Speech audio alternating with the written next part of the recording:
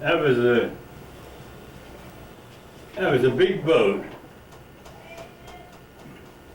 and there were two of them, the Mauritania and the Lusitania. And the Germans always had the fastest time for crossing the Atlantic, going from Europe to America. But this boat and the Mauritania just cut it short by the time by 2 days, I think it was. And that made the Germans mad.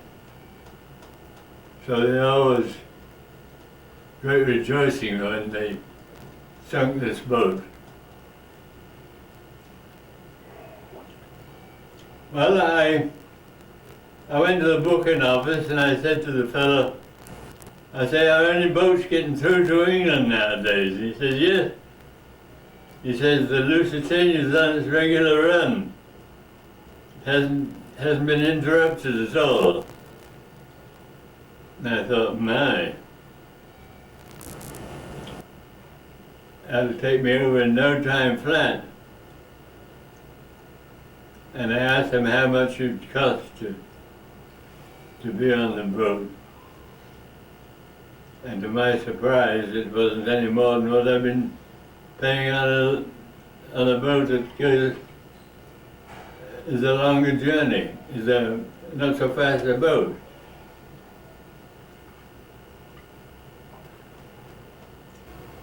Well, they were torpedoing anything that's going to England.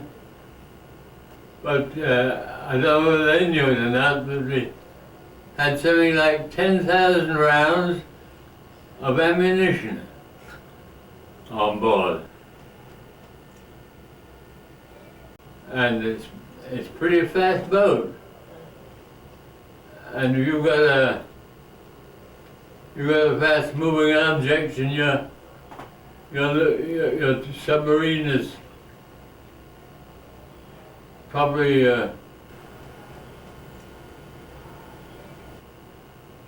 500 or 600 feet away. By the time they fired the thing, the boat would have passed and the torpedo would have missed. For economy's sake, they cut out one fourth of the boilers. So they didn't have the regular steam power to push it around as they usually had. That was to save money. So instead of it being a 5-day boat, it was going to be a 7-day boat. I was going from New York to Liverpool. That's where the ship always docked. It was his home in England. We left on the 1st, Saturday. There was a big company of Americans for some reason, and quite a number of children, which says you'd never have been, of course. I mean, you could walk along this deck up to here and down the other side, and when you'd done that about 4 times, you'd walk a mile. Well, I used to walk along there and back. I used to think, well, supposing we are torpedoed, what would I do? Now, one of the first things is to be clear of any rigging that's apt to snag you and drag you under. So I came to the conclusion that the safest place to be was right here. Well, we were sailing along, very calm, no rough sea at all. just that gentle up and down motion that says I enjoy so much. And when we got to Friday, I was sitting about here, enjoying the sun for the last time and the ocean breeze. And we were talking one to another and said, well, we seem to have made it. Tomorrow we'll be in Perth. And it was right there and then. And it had this awful bang on the ship.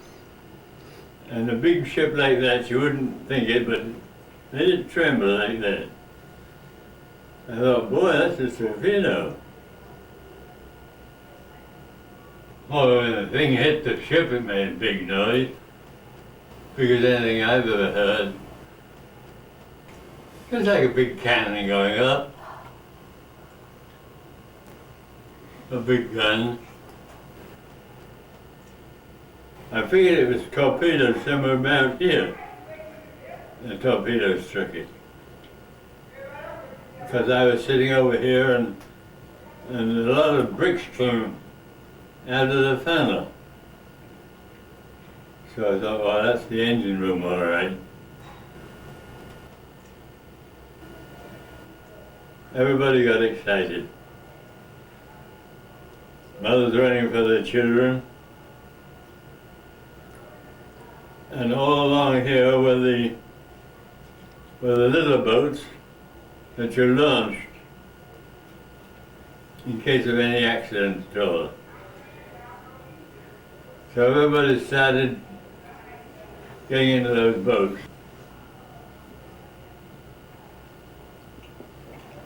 Well, I didn't bother about them because I know that the women and the children get in first, are supposed to go in first.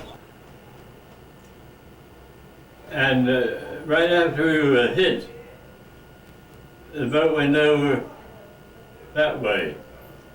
It listed. You were going like that, and got hit and you went like that.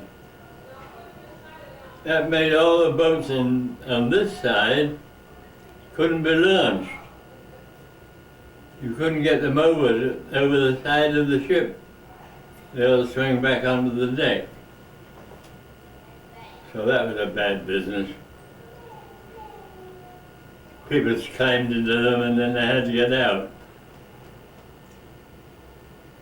I thought I'd make to my perch that I'd picked out. And then somebody came along passing out lifeboats. I thought, lifeboats, that's right. I said, where are the lifeboats? Are they on deck? No, he said they're in your stateroom. And I knew that. So I thought, well, it's a handy thing to have, and I better get mine. So I made down for the inside of the ship. Climbed down the stairway. Just as soon as I got inside, it was all dark. Wasn't any light because the engines had all been put out of order. There was no electricity. But I knew the way, I'd done it so often, and got to my stateroom. I had to go down a flight of stairs, and I turned the corner and had to go along a long passage. And I got my life belt and came back up. But when I tried to climb the stairs, it was very hard. And this was so bad on the ship that I had to walk on the, as you might say, the wall. That was really a crazy thing to do, because if the water came in very fast and the door was shut, you could never open it. You'd never be able to open a door with a weight of water on it. You'd just be trapped. But I didn't think about that at the time. Probably just as well. Well, I came out and I got out onto the ship, caught hold of the railing, and worked my way along right to here. And then the ship started to go down.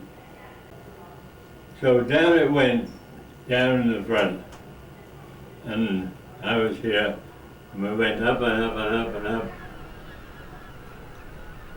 And I could see for miles around. There wasn't a ship in sight anywhere. And then we started to go down. And the water came all rushing up through the super deck here.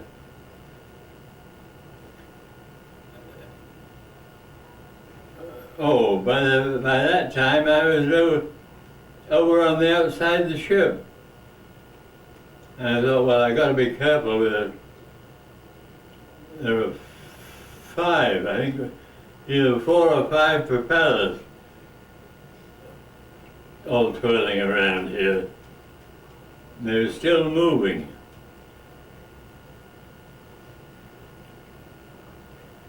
So I don't want to go down there too far to get hit on the head with one of the blades.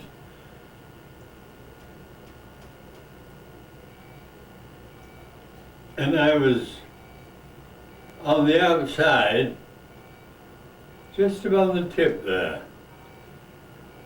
And we went down, a big wave came rushing through and slammed into me, and up I went into the water.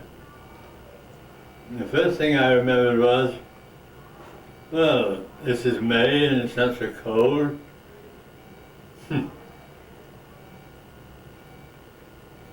I thought, well, that's the Gulf Stream for you. So I looked around. There were people who, I don't know why they did it, there were people just as soon as they were struck, got hold of their own deck chair and threw it in the water and jumped off the boat right after that. I suppose they feared being sucked under. I thought you're only going to be in the water that long and probably get frozen stiff. Well, I looked around and wondered what I'd do. I thought the first thing to do is to get a hold of some wreckage, something to hang on to. And I came across, as far as I can remember, I came across something and it supported me pretty well. And someone else spotted it too. I think there were 2 or 3 of us. And it didn't hold us. So I thought, well, that's no good. I'll look for something else. And finally, I got hold of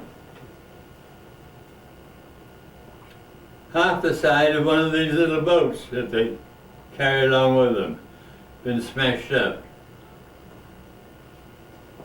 And I got onto that and I was able to sit this much out of water.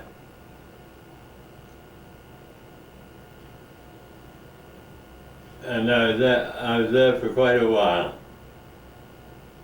In fact, I was there until I began to get kind of numb all over.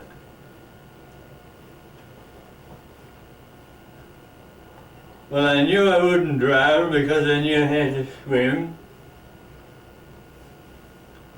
And I could stand the cold water pretty well because I used to do a lot of swimming in the North Sea in the summer. And that's kind of a cold spot. Well, I got onto that part